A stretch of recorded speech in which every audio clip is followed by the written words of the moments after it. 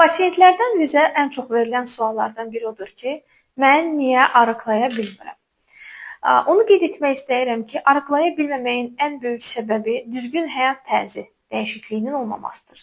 Düzgün həyat tərzi dəyişikliyi deyəndə biz fiziki aktivlik və qidalanmanı nəzərdə tuturuq. Amma bəzi hallarda altda yatan səbəb endokrin mənşəli olur.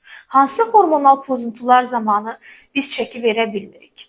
Hipotiroidizm, qalxına bənzər vəzin, hormon yetərsizliyi ilə gedən el arasında bildiyimiz tənbəl zomb, insulin rezistentliyi, qadınlarda polikistoz yumurtalıq sindromu, eyni zamanlarda qadınlarda menopauza dövründə estrogen hormonunun azalması zamanı pi depolanır, hiperkortizolizm, böyrəküstü vəzi mənşəli Cushing sindromu, kişilərdə hipogonadizm, testosteron əskikliyi.